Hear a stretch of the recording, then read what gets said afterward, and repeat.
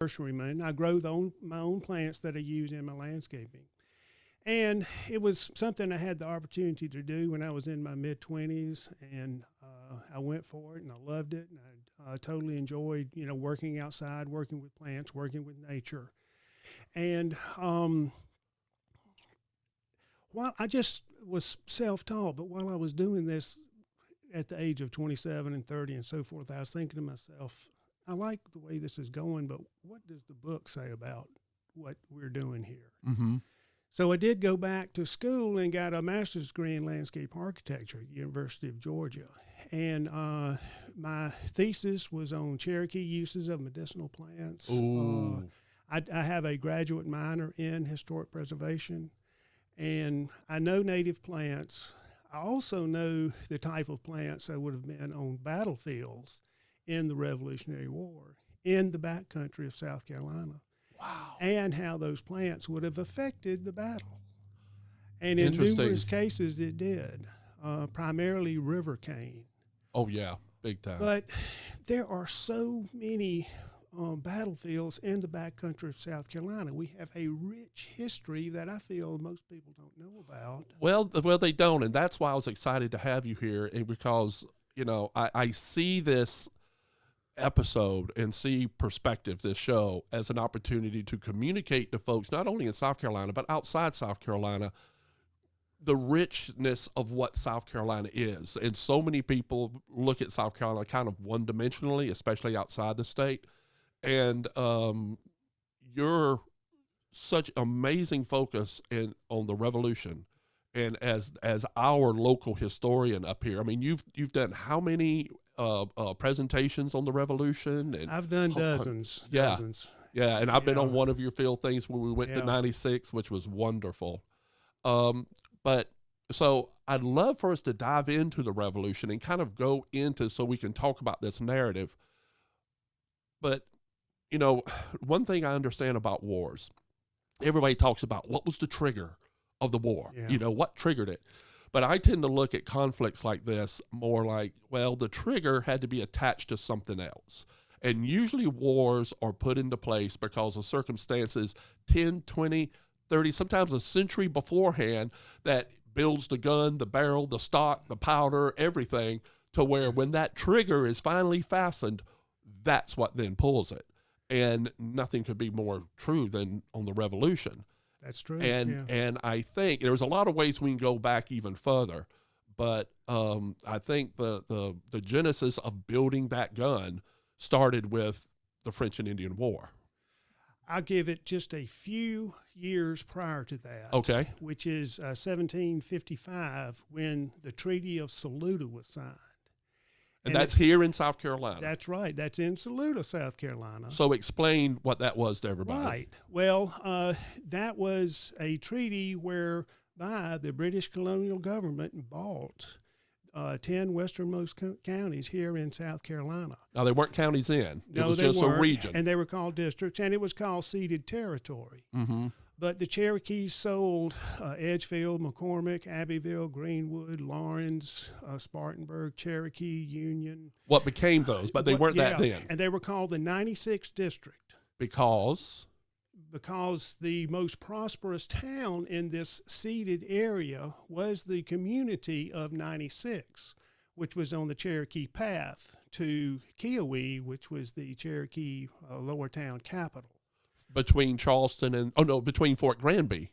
Well, there, right? Exactly. So why was it called 96? Well, several different versions of that story, but it was first noted in a map in 1730 by George Hunter, who was hired to survey the Cherokee Path.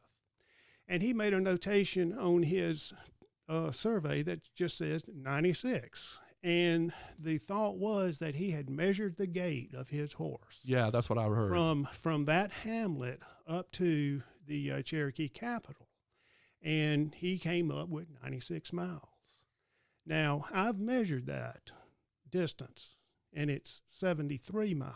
Well, the horse could have been short-legged. He could have been. We may have to change the name. I don't know. But well, isn't there, because we also have 10 and 20 Creek, we have creeks with the names that I suppose was named for him measuring the gate. That's exactly right. Gotcha. Right. 1 Mile Creek. I mean, Right. all the way through. So it was from Kiowee to Fort Granby, which is now where West Columbia is. That's right. Okay. That's exactly right. Yep. So the Cherokee Path was an important commercial byway back then because the trade with the Cherokees was very profitable. It was profitable for the Cherokees and for the European settlers as well. Right. So the Cherokees were trading deer skins and medicinal plants for all the metal objects like pots and pans and hunting knives and trade muskets and blankets and things. Well, of that that's right. nature. I mean, as much as we romanticize the Native American warrior and the wisdom that they were able to communicate, they were a Stone Age people. They were a Stone Age people. So when the Europeans showed up, there was a mutual sense of we want the metal pots, the pans, and it made their life a lot better in the beginning of trying to get those trade goods. On that part of it. The horrible thing that did happen, though, was they were so susceptible to European diseases. Yes. That 90% of the Native American population perished due to smallpox and other diseases. Well, and I know the Cherokee, I think the big smallpox epidemic that really wiped out about half the tribe was like 1740, I think, was one of the big things that hit them. The ones further in were less affected by it than the ones closer to the seacoast where they had more interaction. Right. But I tell you what I'd love to do, okay, so there's a landscape with this land being seeded, and we'll put up a map to show all of this. Mm-hmm. But I want to talk about here the settlement of the Europeans on how that happened. So when I say here, I mean where we live here in Prosperity, which is where I know more about, and what is now Newberry County, but is like southeastern 96th district, the eastern bend of it. My German ancestors came here from between 1748 and 1750s. And they came here because there was people that was sent to Europe from Charleston to bring people here to populate the backcountry. Exactly, yes. Because Governor Johnson, after the Yamasee War, which was 1715, the Yamasee War, it was probably one of the almost most successful Indian uprisings the country had. They did a lot of damage, and the Charleston really feared for its existence for a while. Right. And they created, they said, we need to populate the backcountry. And so they created township systems. Yes, they did, yes. And so that's when they started trying to find people to do it. And, of course, they wanted Europeans and they wanted Protestants. And because we had a Hanoverian king, King George, they brought over Germans. And so this area was really bleed over from the township that is now Lexington called Saxagatha, and the fork of the Broad and Saluda River. Germans went up the wagon road and settled in what became the Dutch Fork, and that's where the Ballantines came from and where my beaten ball ancestors came from. So what you're describing is the German immigration into this country, 1748, 1755. Now, 1765, here in the Dutch Fork, the British colonial government started what they called a bounty program, whereby folks from Northern Ireland in particular, or England or Scotland, could come over, and every male over the age of 21 would be granted 100 acres. Every married couple would be granted 200 acres. So that was the 1755 in response to them buying all this property from the Cherokee, right? No. Wasn't at the same time? Because our German ancestors settled here before that was even bought. Yes, this is, you're exactly right. This is after the Treaty of Saluda. They're trying to get populations in it. Because this area was now owned by the British colonial government, and they could give it to immigrants. Right. And that's when Colonel William Ballantine came over with his parents and his younger brothers and sisters. And because he was 22 years old, he was given 100 acres. Mm-hmm. So here's the thing. They came from Northern Ireland. 20 years previous to that. The Ballantines were Scotch-Irish. They were. Okay. very much so, and all their neighbors were, except for the German neighbors that they had, right? And they intermarried. But so at the age of 2, William Ballantyne's family moved 20 miles across the Irish Sea and settled in Northern Ireland because they were Presbyterian. And the British wanted non-Catholics to be in Northern Ireland because the British had a serious problem with the Catholics at this time. And it was supposed to be an upgrade, moving from the feudal system in Scotland into the feudal system in Northern Ireland, and it was actually worse. Well, it was. So let's then just real quick go back to these two groups, because these are the two groups that I focus on here because of what happened here in this area. The Germans that settled here, my ancestor, when he left Germany, he was actually a pioneer in Germany because, again, go back 100 years, these folks lived in what is now, it was called the Transvaal region, in what is now Slovenia, southern Austria. And because Austria was Catholic, and because of the absolute devastation of the 30 Years' War that ended in 1648, the religious wars, where all the basically the first devastating European war to where southern Germany was depopulated by half to 2/3. It was devastating. So the princes, once the Treaty of Westphalia happened, the princes said, we want more people. My beaten bow ancestors moved from Transvaal into the town where they lived. It was that person's grandson that then said, oh, well, I'll move to America now. Yeah. So it's interesting that these folks that went were used to moving. Same thing with the Scotch-Irish. Yes. Right? Because when James I set up the plantation to try to rid the British, felt like they had to rid themselves of the Irish problem, which was because they were Catholic, conquered the Ulster region and moved in Northern England, Southern Scottish, lowlanders into there. Now, these people were very special breed of folks. I've always kind of compared them to Sicilians in the sense that they lived in an area where kingdoms fought over their land constantly, and they had to be a type of people that knew how to survive. And they built clan systems, they built relationships, they were very loyal to each other, and they really weren't shy of a fight when they had to have it. And it was those folks that went to Northern Ireland, and then because of the rents going up or any other issues, they then had to leave. And there was 5 major migrations that came here in America. Right. And it's fascinating. I read an account of Quakers when they saw the first Scotch-Irish get off the boats in Philadelphia, and they're like, oh my God, what's happening?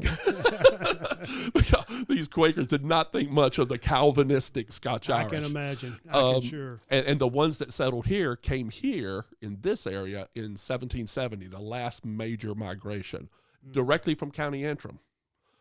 So there's the stage. Here we got the Germans settled here and the Scotch-Irish just moving in. Right. You know, so when the Revolutionary War started, we really don't know what Colonel Ballantyne was doing for the first 5 years of that, because in understanding and studying the Revolutionary War in South Carolina, it's very important to realize that there were 2 very distinct periods. And the first 5 years of the war was referred to as the American period. And this was America against American, and it was South Carolinian against South Carolinian. It was a civil war. Revolutionary War was a civil war. And first 5 years, that's the American period. When Charleston fell on May the 12th, 1780, that's when the British period began. The British took over the state within 3 months, and it took 14 months of severe fighting to push them out. Well, let's go back before we dig into that. Let's go back even further to set the stage of what set the tone. So, since I'd mentioned the French and Indian War, which was in the late 1750s, late 1750s, because of an impetuous 22-year-old George Washington that got a little ahead of himself and blamed his interpreter. He actually caused a fight with a Frenchman, a French contingent up in, because he was sent by the colonial government to go to western Pennsylvania, because the issue with the English was where the French were and where they were, and the French was selling in areas that the English claimed. And in Washington, I think he would have said he made a mistake, but he thought he was doing the right thing, because the people he killed actually was carrying documents to communicate to the government. They were supposed to have safe passage. Mm-hmm. That ignited what was probably one of the first major colonial world wars. Because the it was definitely a world war. It was. And it brought in all the European colonial powers. France, England, and Spain came in. Prussia even stepped in, fighting Austria. It started in England, in Europe, and then moved to America based on what George Washington did and other things. But, Gotcha. But with the French and Indian War, particularly here in South Carolina, so you have the Treaty of Salute in 1755, which opens up the 96th District. Mm-hmm. Now, when that became the frontier of America, the 96th District was the frontier of America from 1755 to 1777. The best people in the world moved in here, wonderful folks. And looking for building a new home. Totally optimistic. But the worst people in the world also came in. Well, it's like the old Westerns we used to see on TV in the 50s, you know? And then you have a very weak colonial government in Charleston who is not properly giving security and protection to those backcountry settlers. So as a result of that, the regulator movement began. And okay. So real quick, because it's so much, let's start before that to give the sense that of what people had to deal with. Imagine being up here. How long would it take to get to Charleston from here then? Oh, that was a 2-week journey to go down and make a complaint. A dangerous journey. Yeah. So if you went up and got your plat, you had to go all the way 2 weeks traveling to Charleston to record your plat. Yes. Now, Charleston and the council, what was it called? The settlement council, the city council, the council in Charleston that received people to get their petitions they wanted land. We have a great story, and this feeds into the German aspect of what happened later. We have a great story of a settler named Peter Hare.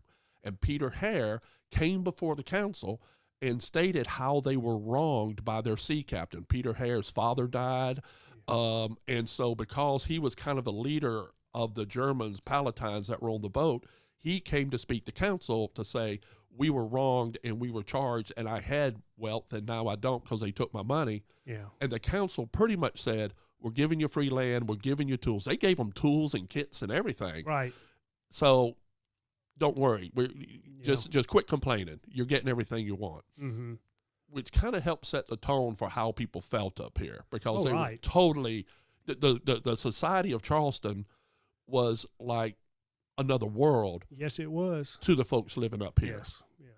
There were 2 distinct groups in South Carolina. Mm-hmm. There was the coastal elites, who were the plantation owners, the Rice Kings. Massive plantations. Massive wealth. Yeah, massive wealth. Charleston was the richest city in America. Right. But, the backcountry settlers back here just wanted to have their own lives to themselves with peace and security. And they didn't have it. No, they didn't. Especially after the war was over, so much devastation from the Cherokee and what had to happen there. Yeah. When peace came, it was pretty lawless, wasn't it? It was, and that was where the regulator movement came into play. So they banded together and basically created their own self-entitled militias called regulators. Well, but they had militias all along. They were dictated by the colonial government. Every male between the age of 16 and 45 had to go to a monthly militia meeting. But, the regulators were definitely tied in with these militias. And it was a vigilante movement. Now, if they thought somebody was a horse stealer, they would, tie him to a tree and whip him the number of times they thought was appropriate. Wife beaters. It became somewhat, it had a good notion at first, but it became somewhat of a reactionary thing where they kind of put law in their own hands and they just made definitely examples. did. Well, it got totally out of hand. It did. And it got so far out of hand that a group arose in opposition, which was called the moderators. That's right. So you had the regulators and the moderators. And the moderators are kind of looked at themselves of, we need a rule of law, and these people are becoming lawless. Right. And they almost had a pitched battle with themselves, Yes, didn't they did. Yes, they did. And when did that happen? What was that? That would have been in 1768. Mm-hmm. Richard Richardson came up from Camden. He was the militia leader at that time. And appointed by the colonial government? Or? Yes, yeah. He was. He was with the colonial mission. He was sanctioned by the British colonial government in Charleston. And through the force of his will, he got those two opposing parties to settle down. Now, the regulators' movement was very effective because, as a result of that, the British colonial government did create the 96th district. They paid Leroy Hammond £10,000 to build a 3-story tall brick courthouse and brick jail in the community of 96. So 96, when it was formed, was really a trading crossroads where they had trade and stuff. It was. And then that's when, since that was the main settle point in the middle of the 96th district. It wasn't in the middle, but anyway. Down on the lower part it was. Right, so, but you're right, all the north didn't have it. And as settled as 96 was, there were 12 houses. Wow. Yeah. And did it have a palisade originally before? It definitely did during the Revolutionary War, and it probably did. It probably did because the Cherokees attacked it during the French and Indian War. Yes, they did. They did. Well, they attacked Gowdy's trading post, which wasn't exactly in the area of 96, and that was before 12 houses were built. Wow. So it was just a crossroads. So this also sets the tone. When we go to these battlefields and we see all this cultivated bark, we have to really remember this was wilderness, with people living in little ramshackle log cabins trying to cut the ground, kill the trees, open up ground. Right. I mean, you have to imagine a landscape of old stumps where they would and dead trees, because they would try to kill the trees and plow around dead trees. That's it exactly. It was a very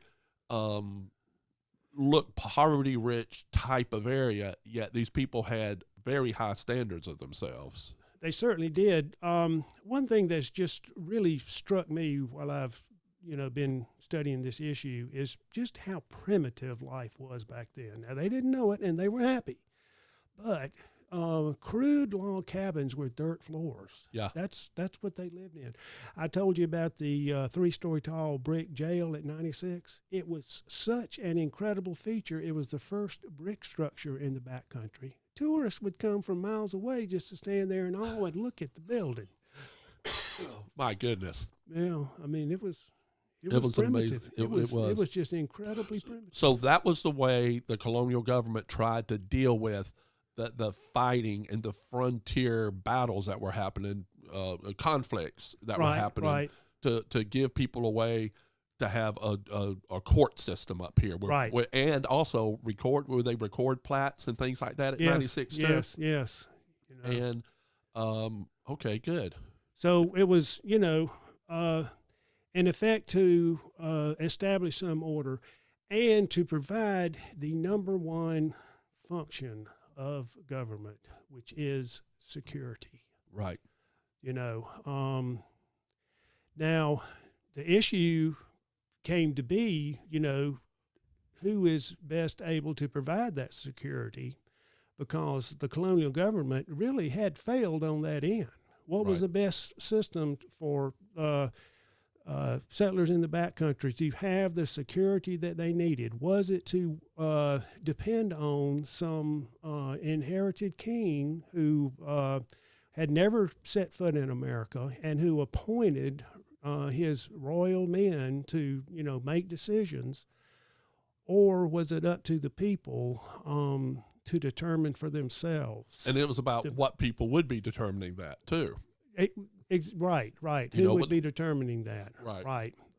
It was self-determination is what they were fighting for. You know, this was the difference.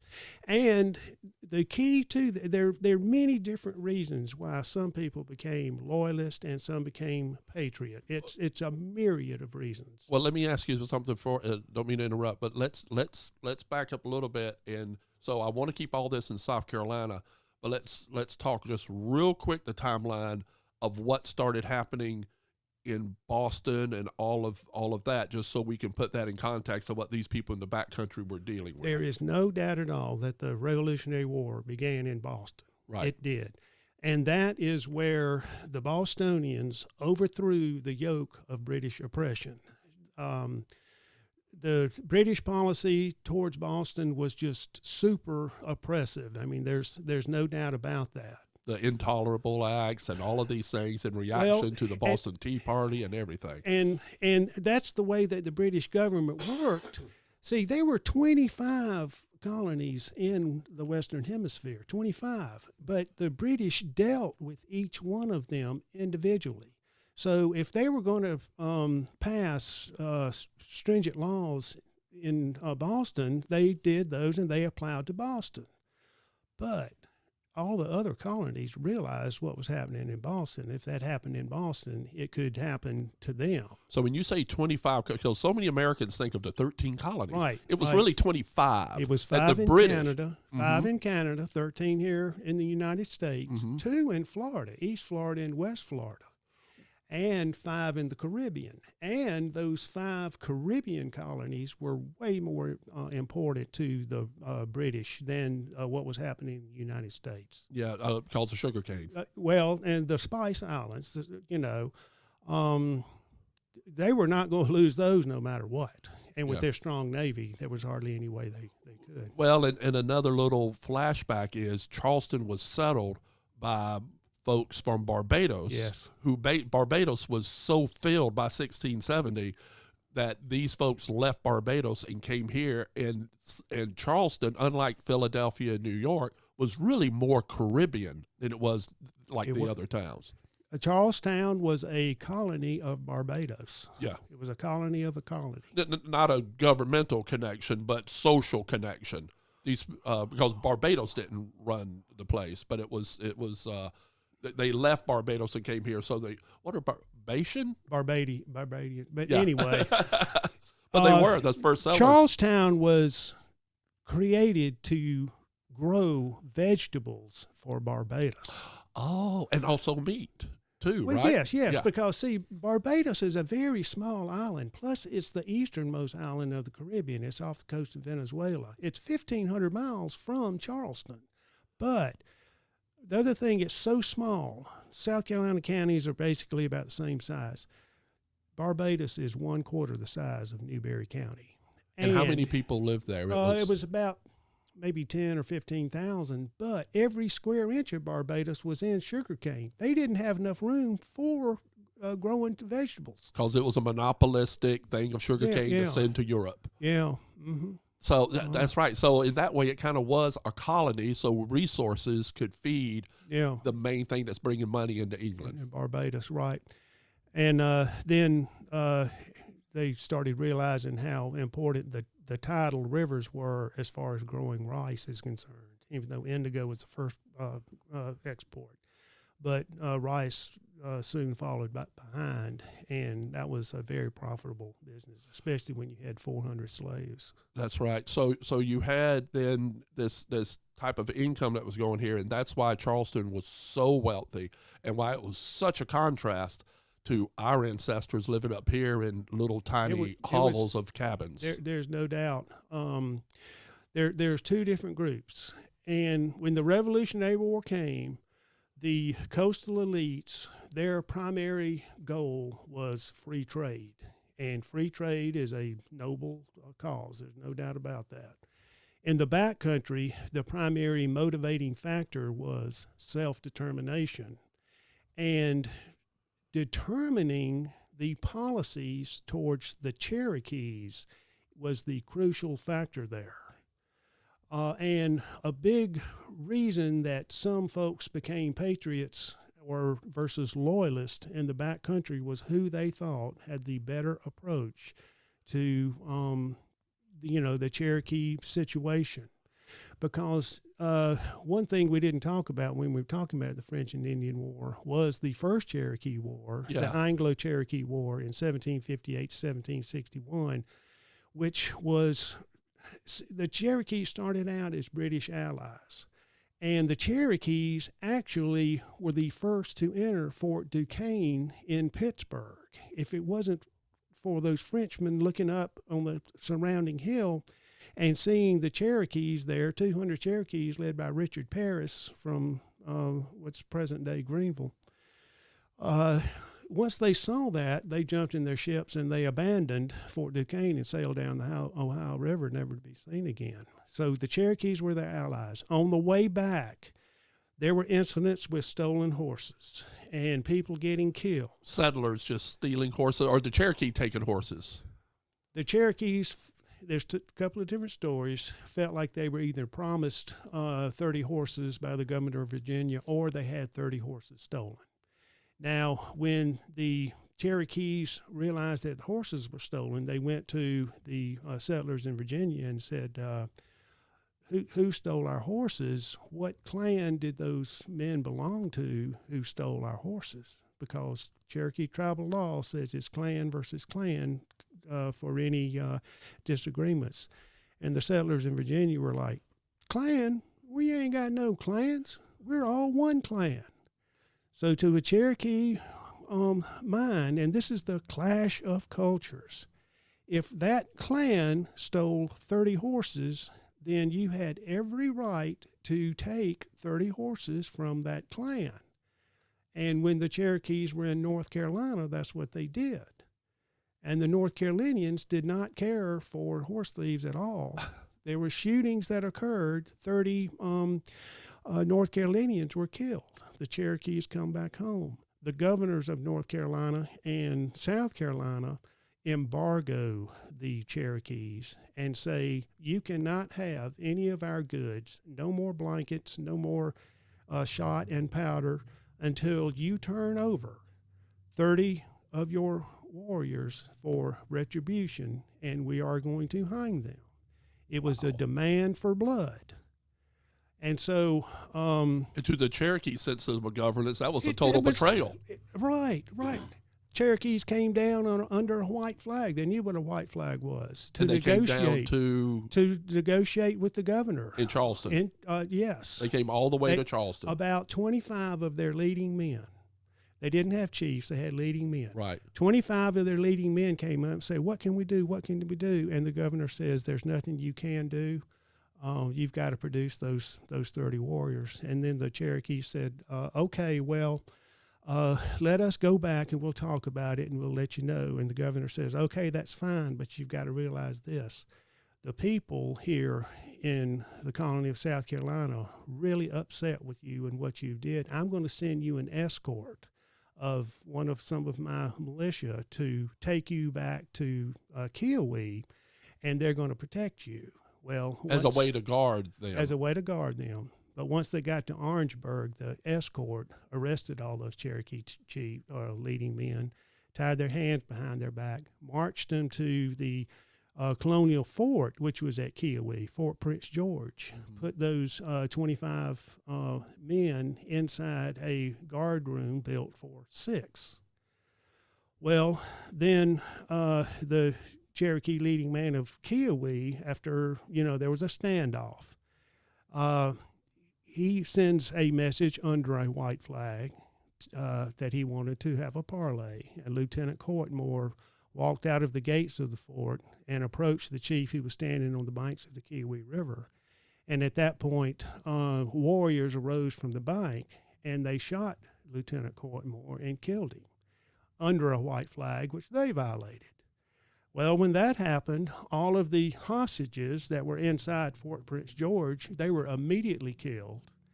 There was a siege. The Cherokees completely blocked off Fort Prince George, plus Fort Loudon, which was in Tennessee at that time. Now, this was in 1759. 59, right? Yeah, at the height of the French and Indian conflict. Well, it was winding down everywhere else. Gotcha. But it was going strong here in South Carolina. But the Colonials, they sent a relief party under Archibald Montgomery to break the siege at Fort Prince George, which he did. He starts going further up into the mountains, and they got to Echoe Pass in North Carolina, and the Cherokees ambushed him there. Montgomery declares victory and leaves, but that wasn't enough.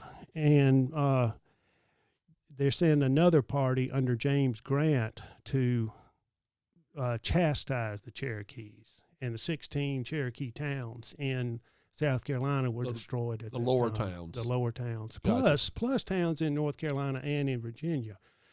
But now, was Pickens involved in those? Yes, he was. Okay, yes, so that's an important thing to remember. So Pickens, which was a militia leader from the Lone Cane District, went up and was one of the leaders. So was Francis Marion. Francis Marion was too. Thomas Sumter during this time was doing the same thing in Virginia. He hadn't come down yet. So, and these were all serving under British colonial officers. And that's where they developed their hitting, run, and ambush tactics from this Indian fight. But the relationship with the Cherokees and with the Native Americans, not with the Catawbas almost always settled with the colonists, but... And so real quick, the Catawbas were a Siouan-speaking tribe in the northern part of South Carolina, right, in the Midlands area, Piedmont area. Cherokee were in the Appalachian Mountain area to the west. Right. And they really did not. They did not get along at all. The Cherokees were Iroquois-based, the Catawbas were Sioux-based, and then the Creeks and the 20 or so small tribes along the coast of South Carolina, they were Muskogean. Yeah. So we had, and the Cherokees didn't get along with them either. But anyway, there was a 150-year period with the relationship with the Native Americans and the Europeans, and it was a relationship of retaliation and retribution. Who started it? When did it end? The Cherokees could kill somebody in Tennessee, and South Carolina would wipe out the lower town, and vice versa. It was just an overgeneralization of ethnicity, and while at the same time still trying to maintain some sense of trade, because there was a lot of money to be made by the Indian trade in Charleston, and they were constantly trying to figure out how to make it work. There were great folks on both sides, but there were bad actors on both sides, and there was no control over those bad actors. And the Cherokees were an absolutely free people. The reason they didn't have chiefs is because if somebody made a decision and wanted to go on the warpath, for instance, you could or could not follow him. It did not matter. You had total control over your own life. They were the ultimate in a free society to a fault. Wow. And you fought them in battle. They had no battlefield cohesion. All you had to do was charge the Cherokees, and they retreated. Right. If each man for himself. That's how they fought in their battles. Which made it so difficult when treaties were made. Whatever. You couldn't. Treaties were made in South Carolina that had no effect in Ohio, but caused wars in Ohio, and vice versa. So that era of battle, it helped create a military elite that ended up being involved in the Revolution. And involved in the regulator movement and in the Revolution, right? They were kind of created then, weren't they? Militias were always around. I mean, even from the Embassy War. Well, yeah. I don't mean that the militias governmentally were created, but the formation of the leading men's character who were able to step up and say, "I'm a leader of the community," like Pickens was, right? Because of his working and fighting the Cherokee and. They became leadership. And the leader, the cream rose to the top. These militia meetings they could be at a meeting ground, an open muster field, but most frequently they were at an individual's home, a wealthy man, who had plenty of open land, so they could practice horse riding and shooting and all that sort of thing. Also, and they elected their leaders as well. They were probably referred to as captains at this point, captains of companies of 50 men or so. Right. But these individuals were elected, and many times they were elected on the basis of who had the best rum or whiskey or beer or anything else, because there was a lot of celebration that went on during these militia gatherings, I'm sure, as well. But I'll talk about the role of alcohol in the Revolutionary War sometime. Yeah. That's an interesting subject. Well, it was a big role in the frontier just because that's how they could commoditize their stuff, turn it into liquid and sell it. Yeah. So we're now in 1775. All the stuff was going on up in Boston and Washington through really brilliance of Knox coming in and kicking the British out of Boston. But then the British tried to come down and take Charleston. Right. And was that the same fleet? They just left Boston and then came down? No. How did that work? Well, they left Boston and went to Newfoundland. Okay. And Newfoundland another was colony. Right. Newfoundland was a staging ground for them. And when they left England in convoy, and the wind blow them off, sometimes there'd be 2 and 3 weeks delay before the whole convoy or armada got to where they were going. But they would go to Newfoundland. That was their staging area, and then they would go to wherever they wanted to. So from Boston, those ships went to Newfoundland, and then from Newfoundland, Clinton and Cornwallis came down to take Charleston. Well, no, I'm talking about 1775 when Howe. But didn't Howe come down first? Because I'm thinking about the Palmetto Fort and on Sullivan. Because they tried to come down, and they were going to take Charleston. And this is when everybody sees South Carolina and they see we have used the palmetto. We have 2 symbols on our state flag: the palmetto tree and the crescent. Right. So the palmetto tree came from the fact that the haphazard way they had to build a quick fort on what is Sullivan's Island, which was kind of the entrance into Charleston Harbor. Mm-hmm. They built this embankment of palmetto logs, and it basically couldn't be. It absorbed everything. Right. And the logs were constructed. They had an outer wall of palmetto logs, and then they had 16 feet of sand and an inner wall of palmetto. So the logs were just to hold the sand together. Yeah, but they also, they didn't splinter and, they did absorb those cannonball shots. And so the saving and the British were not able to take Charleston, they had to run away. Right. During that time is when we had a lot of loyalists and fighting going on in the Upcountry. Yes. And at that time. Right. And it quelled. So tell us about that first phase. In as 1775 and then how it ended. Well, when the fighting started, again, this was over who could best ally with the Cherokees, because they were 16,000 strong with 6,000 gunmen. So the Cherokees were. Wow, that was a lot of people. That's a lot of people. It is. It's the Cherokees from South Carolina up into Tennessee, present-day Tennessee. But I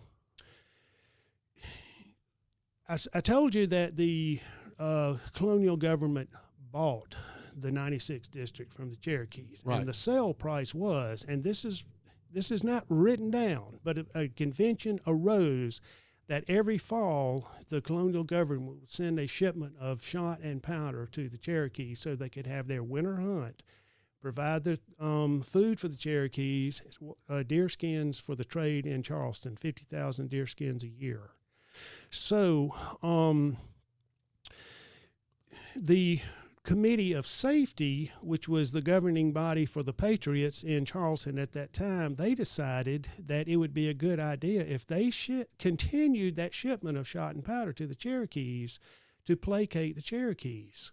And so that's what they did. So it wasn't the colonial government sending this. Now it's the Patriot government. Well, there was a loyalist leader in the backcountry of South Carolina named Patrick Cunningham. He was the wealthiest man in the Little River District, which is now present-day Lawrence County. He had a group of 200 men. He was going down to Charleston. He was going to rescue his brother, Robert, who was later the loyalist general. These are from the backcountry of South Carolina. This is from 30, 40 miles from where we are right now. The Loyalist leaders were from the backcountry of South Carolina. Right. Patrick Cunningham, he realizes he's not going to free his brother in Charleston, but he does capture that shot and powder that was being sent to the Cherokees, and he took that to 96, and he's kind of hanging out. He's camped there. Well, the leader of the backcountry Patriot militia is Andrew Williamson, who has a plantation in Greenwood. He raises a force of 450 men to come confront Patrick Cunningham. And they were neighbors, weren't they? They were all these people knew each other. This is the Civil War aspect. While Williamson's got 450 men, this is just within a few weeks' time. He's confronting Cunningham's 200 men. Now the Loyalists in the backcountry raise an army of 1,900 men. And these men come, and now Andrew Williamson, with his 450 patriots, they're surrounded by 1,900 Loyalists. Well, the Council of Safety is not going to put up with that. And Richard Richardson, who resolved the Regulator-Moderator War, he gets up 3,500 South Carolinians and about 750 North Carolinians, and they come, and now they're approaching the siege, 2-day siege that had happened in 96. And this was in 96 where this was taking place. This is in place. 96. In 1775? Yes, this is November 19th through 21, 1775. So the Loyalists, they know that they got a big army of 4,500 men coming at them. They decide they want to have a truce. Andrew Williamson, who was besieged, did not know that he had help on the way. So they make an agreement that the Patriots would tear down the fort that they had built, and the Loyalists would go on the other side of the Saluda River. That was their agreement. Other side meaning south Saluda? North. It was in the north, okay. Yeah. And so that, and then the lawyer's like, okay, all right, well, everybody, we're going home. We're just going to be peaceful and everything. And a few people went up to Richard Richardson and say, oh, we made our truce and everything. You can turn around and go home now. And Richard Richardson said, I didn't make that truce. You know, it doesn't apply to me at all. So he started arresting the Loyalist leaders. And Patrick Cunningham, who started all of this, has still got the shot and the powder. He escapes, and he goes to the wildest, most remote place he can think of, and that's in southern Greenville County in the middle of this big cane break. And so real quick, a cane break at the time in the pristine lands that we had in South Carolina, the flood basins of the rivers and creeks were filled with a native bamboo cane. Right, river cane. River cane that was there. Yeah. Okay. And we don't have any river cane today because every place that river cane grew, corn would thrive. And so early settlers would, plow that under and burn it down and stuff like that. So when Richard Richardson finds out that there's Cunningham encamped in the canebrake, he sends a flying column under Major Danger Thompson with 1,300 men to surround that Loyalist camp. 130 of those men get captured, 4 or 5 get killed, 70 get away. This is the Snow Campaign. Because as soon as that battle ended and the Loyalists had their hands tied behind their back, it started snowing. And it started snowing like we have never seen snow since, seriously and literally. That snow was 18 inches deep. It was up to their knees. And when was this? January? This is December 22nd, 1775. Wow. The Snow Campaign. And those men were marched with their hands behind their back. Many of them didn't have shoes, bloody footprints in the snow. They were marched 2 weeks down to Charleston, where they were put in jail. And in April of 1776, they signed parole saying they wouldn't fight again under pain of death. And some of those men did fight again and were hung. Later, the second part. But so after that, things kind of settled down here Well, while everything was going on up in with Washington and everything up there. You're exactly right. Things settled down between the Patriots and the Loyalists because the Patriots had totally dominated the Loyalists in the Snow Campaign, and these Loyalists fled to the Cherokee Territory, and they fled down to East and West Florida. Some went up north and joined British forces then. Others just simply went to ground. They just went home and said, we won't do anything. I'm a patriot after all. I've changed my mind, which was fine because so many of these people just wanted to be on the winning side. That's it. They didn't care, I remember the movie Shenandoah, the old movie from the 50s. It was about the Civil War where the farmers were just like, we just want to be left alone. Yeah. So one thing I want to insert here is our German ancestors here in the Dutch Fork and what happened with them. Because of how they were so neglected, they saw the Anglican low country planter elite treating them like second-hand citizens. Yes. German. They all spoke German. Mm-hmm. Drayton with the Council of Safety, he Yes. came up with an Anglican priest and the group to come up to basically tell everyone, be part of this revolution. And they met at a place called Spring Hill, which is near what is now Chapin. And in his journal, he writes afterwards, the Dutch are not with us.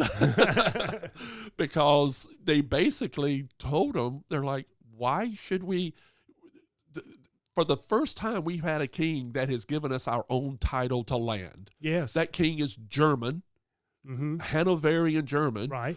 That king was Lutheran originally, which is what we are. Yes. And why should we listen to you Anglican powdered wigs dandies coming up here? And they that's where the initial sense of loyalism came from these very conservative Germans. That's exactly which was right. a very justifiable reason from their part. Well, and logical. And that's the part with my fourth great grandfather William Ballantyne.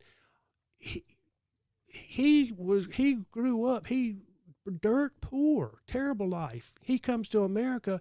The king gives him 100 acres, and he can do with it what he wishes. And he was a profitable planter, did well, and he owed that to the King of England. This is a key factor as far as another factor, and I think the most important as far as who became a patriot, who became a loyalist, is whether they were first generation or second, third generation. Yeah, you had said that before. Tell me about that. Well, when you come over, some folks left England because they hated it. Mm-hmm. Okay, now they would not have been loyalists, but many of them saw the opportunity that England was giving them, Britain was giving them, and they considered themselves, and they legally were British citizens, even though they couldn't vote the way they wanted to. But they were loyal to their motherland.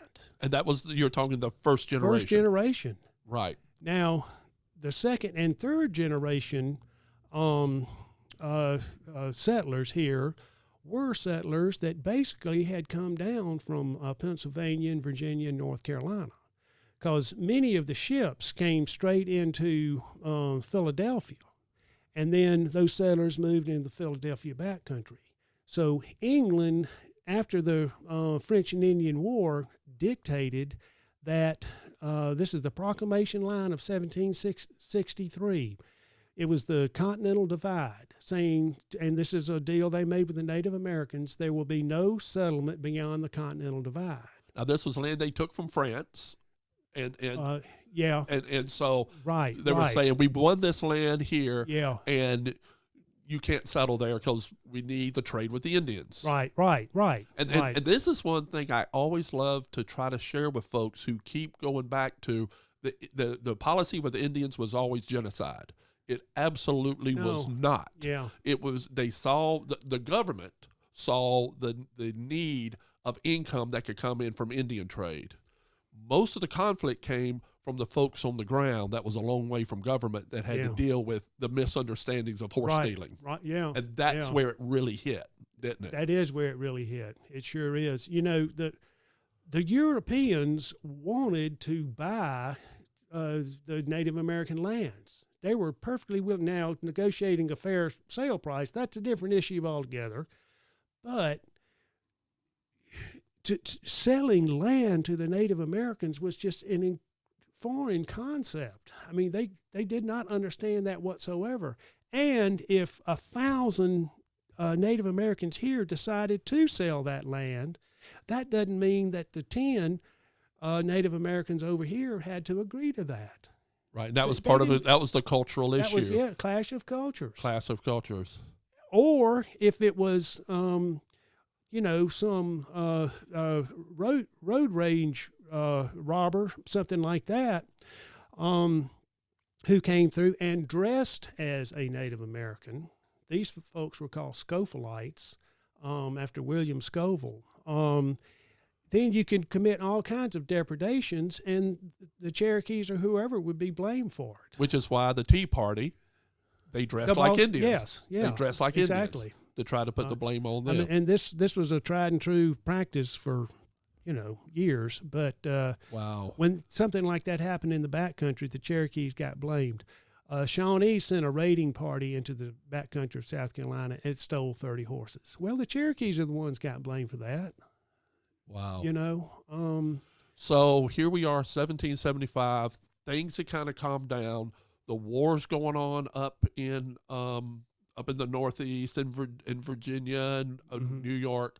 What was it then that started happening with the war being introduced back into South Carolina? Right. Well, the British at that time did have a Southern strategy in mind. And they had created an armada with 9 British warships with 3,000 troops commanded by Henry Clinton and Lord Cornwallis. And they came down on June 28th, 1776. This is right before the Declaration of Independence is signed. And so they came down the same time Howe was bringing in his armada of 120 ships into Staten Island and North New Carolina. York. And New York. Right, because right. Because Washington was there. And so this is basically the British going, okay, here we go. We got kicked out of Boston, and we're going to come down and really show you people what we can do. Yes. And I can't emphasize enough the horror. I mean, you can imagine Washington and all of them sitting there on the shore and seeing what was probably the largest armada ever assembled by the most powerful nation in the world coming up over the horizon. We get excited when we see 10 schooners come into Charleston. Look at the big ships. Imagine 150 of those with, I wrote it down, 235 guns. And they sit there and said, oh, this is now serious. 2 days after that happened, Declaration of Independence was signed. That was a bold move. Yes, it was. That says so much about the mentality of how all the slippery slopes of anger toward each other had happened. For that huge armada to come in, and they declared independence 2 days after it. Amazing. I don't think they knew that armada was there. No, they were in Philadelphia. They didn't know. Right. And Washington, though, was very happy to hear it happen because he's like, now people have to commit. Right. We can't, now we're in it. Mm-hmm. And if we lose, we're all hanged. They didn't do drawn and quartering anymore, but they would have hung. Every one of them. They certainly would have. Yeah. So how then Cornwallis and Clinton, who was now in charge of the land battle, Clinton. Right. Okay. So, the British troops landed on Isle of Palms, which is called Long Island at that time. We had the Palmetto Log Fort on Sullivan's Island, which is next to Isle of Palms. but separating the two islands is Breach Inlet. Mm-hmm. And everybody in South Carolina knows that Breach Inlet's a very dangerous place with strong riptides and it's 7 feet deep. But the British had intelligence that told them that at low tide, Breach Inlet was 18 inches deep and they could walk right across. Well, that turned out not to be the case. So the troops were stymied on the Isle of Palms. And but we still had that armada that was getting ready to let loose with their cannons on the Palmetto Log Ford. And Francis Marion was at Fort Moultrie, is what it was called at that time. Was it called Fort Moultrie before the war or after? Because of Moultrie's, I think it was after, right? Well, Moultrie built it. Moultrie built it. Yeah, okay, gotcha. Yeah, and it. But anyway. And he's the one that designed the flag that was flying there as well. So I want to do a little aside here because of that crescent. Okay. So I want to hear your thoughts on this. I did a lot. So anybody who knows South Carolina, we have the Palmetto and we have a crescent on the upper left side. I had always thought, when you see old pictures of the older paintings of that time period, people wore a gorget. And I always thought, that must have been a gorget because the original flag had liberty. So what better way to put liberty on a shield, which gorget was a symbolic shield? Mm-hmm. Well, I found out that was absolutely not true. Absolutely. Absolutely not true. And this is where it really gets interesting. Governor Bull, who was the lieutenant colonial governor in South Carolina during the French and Indian War, Moultrie was one of the militia captains. Mm-hmm.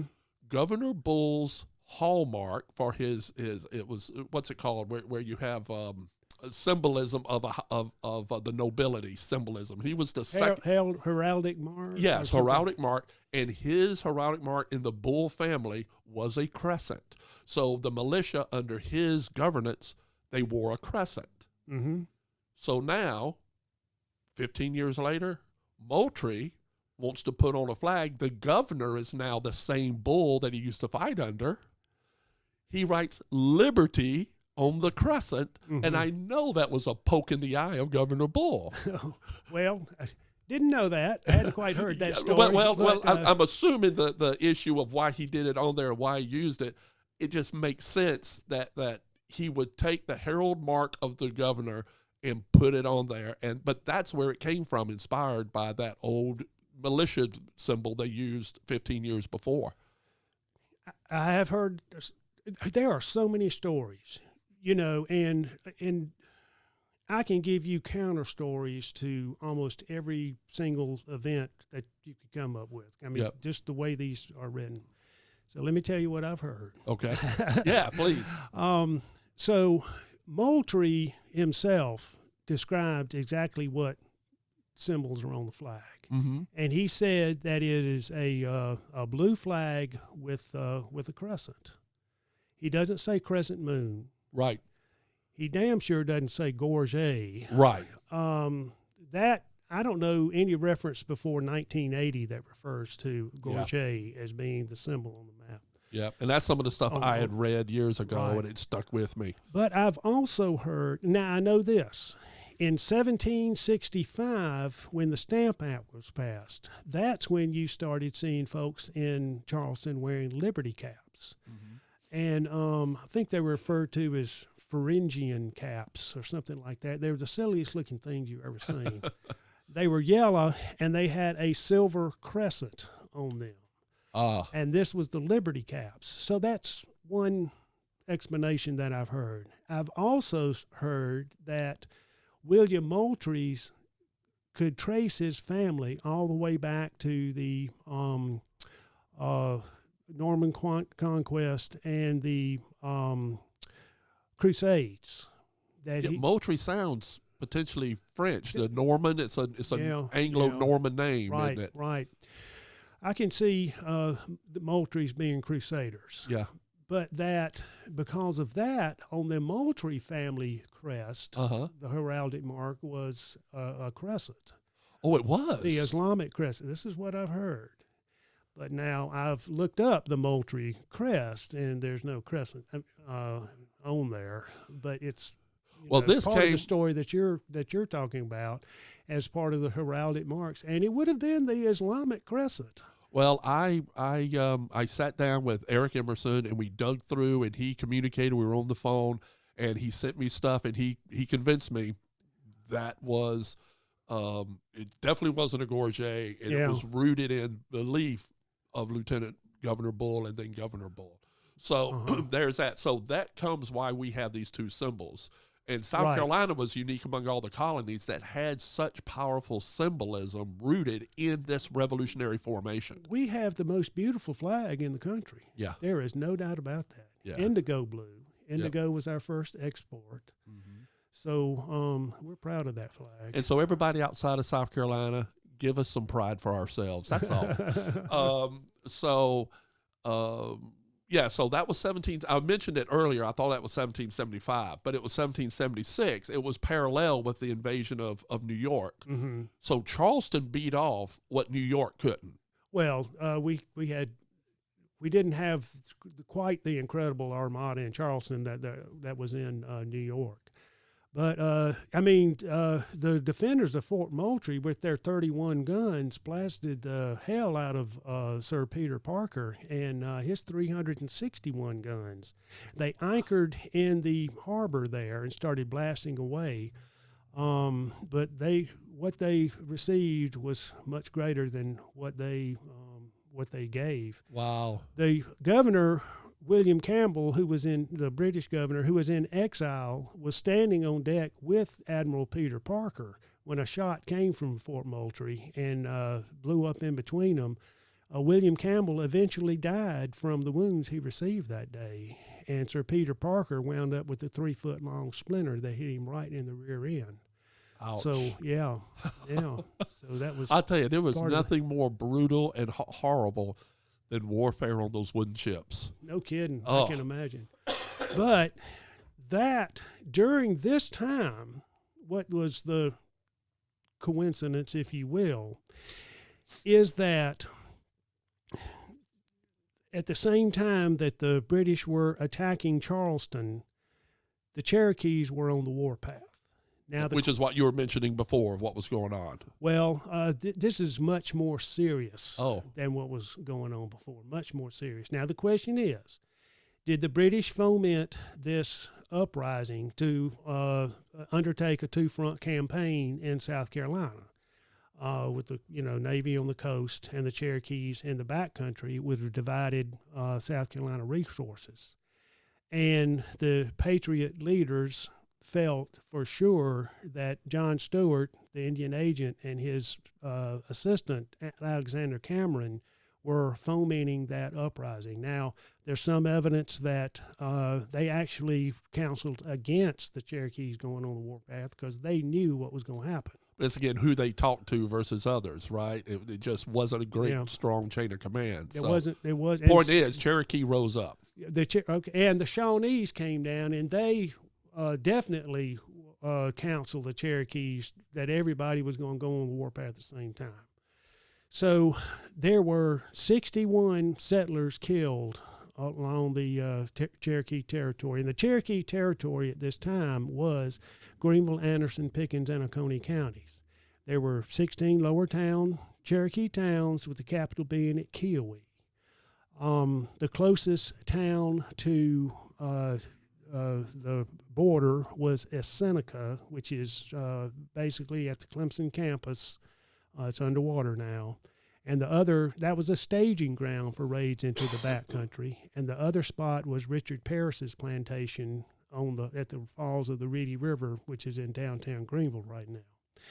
So, so was Fort Prince George gone then? Yes. That still? It was gone because of what happened 15 years before. So it was just the Cherokee. Yeah, it was just the Cherokees. And right. So, again, and these 61 settlers were killed in a very gruesome fashion. That's one thing that modern day folks have a hard time kind of absorbing. There was a ritualistic method of how Native Americans would kill their enemies. Yes. Because they saw the enemies not as flesh and blood as much as their soul, their energy, and to put them through horrible torture was a way to kill their soul. Right? Is that a generalization? Well, I agree with that, but what I've sort of come to the conclusion was the Cherokees did not put up no trespassing signs on their borders. Right. What gave them security was an overwhelming, overriding sense of fear from their enemies. If you were a Catawba, it was considered that the Broad River was the border between the Catawbas and the Cherokees. If you were a Catawba, there's no way you wanted to go over that Broad River and subject yourself to what could be the most gruesome death possible. It was that fear that the Cherokees engendered. Now, if there's any, Cherokees, communal life, total freedom, sometimes you'd have to admire the way they live, not others. But one trait that the Cherokees had, which I have disagreement with, and to the European mind, we can't accept this, they did not believe in the power of mercy. If you showed mercy toward your enemy, that was a weakness that you had. Mm-hmm. So they avoided mercy. Now, the beloved woman of each of the 7 clans, if she thought that this fella who was getting gruesomely tortured to death possibly could make a suitable husband for one of her maidens, she did have the power of life and death. Now, who's the beloved woman? Every clan had a senior matriarch, and this was a matriarchal system. Right. Traders would buy into the Indian community by marrying. Yes. Because hereditary lines went through the women. The clan lines went through the women. Yes. And this is another way that it's a huge difference between the European mind and the Native American mind. Fathers did not raise their children. Mothers did. Mothers did, and the mother's brothers, because they were in the same clan. Now, that doesn't mean that men did not raise children. They raised their sisters' children, and they taught their sisters' children how to hunt in the way of the clan, how to, go about your daily activities that reflected how things were done in that particular one of 7 clans. So culturally, that's like it's incredible. That's like an alien system to Europeans, right? Which is another reason why you had such a clash of cultures on how to communicate and everything. But the way the way some of these people died by taking days to burn alive, and it was just really horrible. It was horrible, and which is why. When people like Pickens and they went up and burned all the villages, which is what happened. Yeah. It's why they showed no mercy, because they felt like no mercy had ever been shown to them and to their people.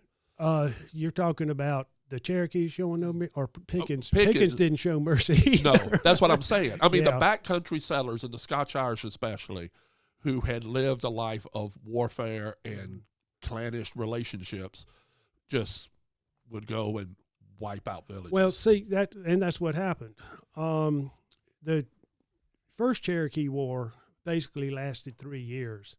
The second Cherokee War lasted 3 months, because at this point the settlers had realized what it's going to take to quell the Cherokee depredations. Right.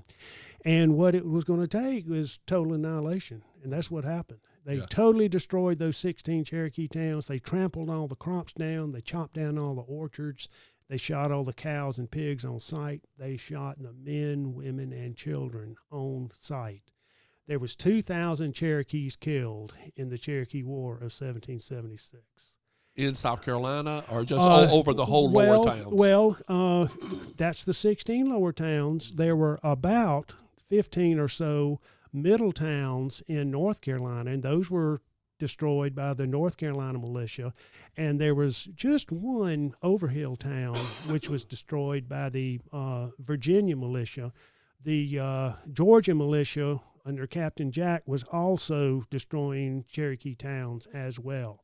The Cherokees from the lower towns were driven into the mountains for the winter with only the clothes on their backs. The Treaty of DeWitt's Corner was signed in 1777, and at that point, all but a small strip in Oconee County was ceded, and this became the new ceded lands to the colonial government at that time. Not the colonial government, the continental government. Right, and I'm going to put a map up to show the what became the 96th district, which was the Treaty of Saluda, and then the part that was theirs, and then how it went up again. Yeah. Because, again, you can't understand the revolution here without the passions that came about from the Indian warfare that happened on the frontier. Right. And it's my contention. I mean, like I say, there are numerous reasons why some became patriots and some were loyalists. The other thing is there were lots of loyalists who fought in this campaign. There were loyalists. There were lots of people who switched sides throughout the entire war. When you got captured, you had the option of fighting with your enemy and not going to a prison camp or a prison ship, which was the horrible. Worst. That was horrible. These were prison ships that were in the harbor of Charleston, yeah. Where prisoners were kept, and many of them didn't survive. Right, they were terribly disease infested. Yeah. That was Britain's greatest tragedy, on how they is what that. they did was with the prison ships. So let's jump back to the timeline of all of a sudden everything going on up. Saratoga happened by supposedly by Gates. We can get into that, but the British now say, let's look. They believe there's a lot of loyalists in South Carolina. They've ignored it. So South Carolina was sitting in peace for what, 4 years? Exactly, due to 4 years. The Snow Campaign and the Cherokee War of 1776. There was hardly any loyalist activity. They had basically all gone down to Florida, and Florida was a thorn in our side. We sent 3 expeditions, 76, 77, and 78, to try to get a handle on what was happening down there. They were all unsuccessful. So that's why Florida wasn't part of the colonies to rebel against, because they were filled with loyalists that came from up here, in a way, right? Right. Florida changed hands 4 times in 60 years. Nobody wanted Florida until air conditioning was invented. It was just, But anyway, so, 1778, things were so quiet around here that Thomas Sumter retired. He got bored and he went back to his store. Thomas Sumter had moved down here by then, right? Yes. He was from Virginia. He came to South Carolina. He escaped from jail in Virginia and came to South Carolina. Yeah, I enjoy putting a few dents in Sumter's armor, and Francis Marion would do the same thing, but we'll get to that later. Actually, he was in jail for a relatively noble cause. But anyway, there's that. What was the cause? What was he in jail for? In Virginia?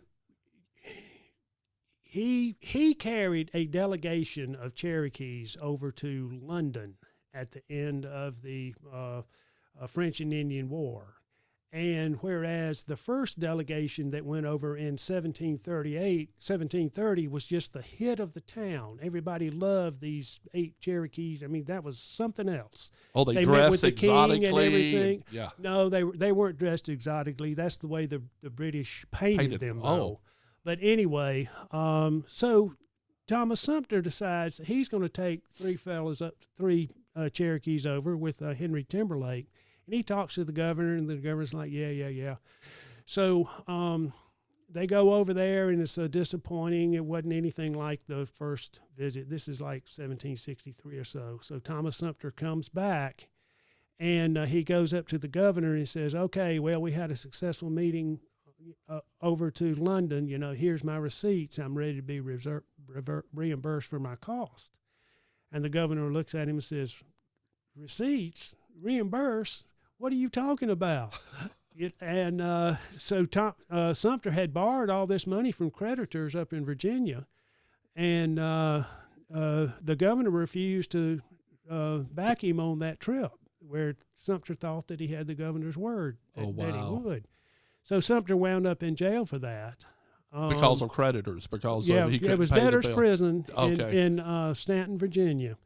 And which is a beautiful town now. Love Stanton, Virginia. Yeah, it is beautiful. So we're mentioning Sumter. So folks outside of South Carolina, we look at our backcountry leadership during the war between Sumter, Pickens, and Marion. And so Sumter is one of those. So this is one of the backgrounds of this fellow that came from Virginia and moved down here. Right. And, he was a hell of a fighter. He was charismatic. He was kind of a big fellow. Thought a lot of himself, too. Yeah, he thought a lot of himself. I mean, he absolutely did. Sumter could get 1,000 men in the field, and Sumter had some of the best colonels of all. Yeah. And if those colonels appreciated and his leadership ability that's the best thing you can say about Sumter. So what engaged? So we have. Let's go, because these are the folks that are going to really play a big role when Clinton decides to take Charleston. And so they decide to do that. In May of 1780. May of 1780. Right. Well, when Charleston fell, Benjamin Lincoln surrendered 5,000 men. 2,500 of those men were Continental soldiers. These were regular trained American soldiers, materials provided by the French. They had on the blue uniforms. So Washington had sent Lincoln down to run the Southern Army. Right. And he basically allowed it to get captured, or didn't allow, but he just got beat and he got it. Yeah. And it was the largest surrender. It was the biggest defeat in the American Revolution. Was 5,000 men getting captured inside Charleston. Right. But 2,500 of them were Continentals, and those Continental soldiers, those men wound up on prison ships in Charleston Harbor. Wow. 2,500 of those men were militiamen. Henry Durant was one of those. Volunteer folks that grabbed their gun off their cabin and went to fight for whoever they voted to be their leader. That's right. Yeah, that's what they did. So on June the 1st, Henry Clinton made a proclamation, and what he proclaimed was, if you're a militiaman and you go home and you lay down your arms and you don't leave your property, you will be treated as a neutral in this war. Right. And all of the militiamen took him up on that. And that was 1780. That was June the 1st, 1780.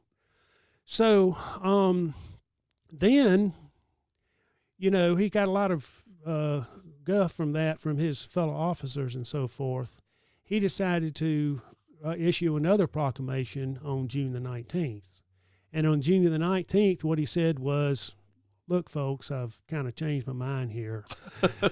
You need to take up arms and join and fight with the British regulars and take up arms against your former comrades. And that just set off an absolute firestorm. And I've always thought that changing that proclamation is the seeds of the defeat of the British. There. I agree. I mean, because if he wouldn't have done that, these folks had all given up, Pickens included. Well, talking about security and the importance of the Cherokees on who you were allied with in the Revolutionary War.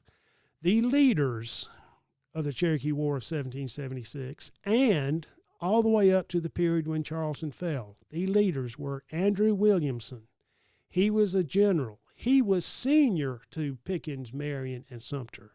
Second in command to Williamson was Andrew Pickens. Next in command to Andrew Pickens was Robert Anderson. John Thomas Sr. was the founder of the Spartan Regiment, and he was the tip of the spear in that Cherokee War of 1776. All of these leaders surrendered to the British control. And what they were they had taken care of the Cherokees. They had driven them into the mountains. There wasn't that much of a problem with them. That was one of their main primary concerns.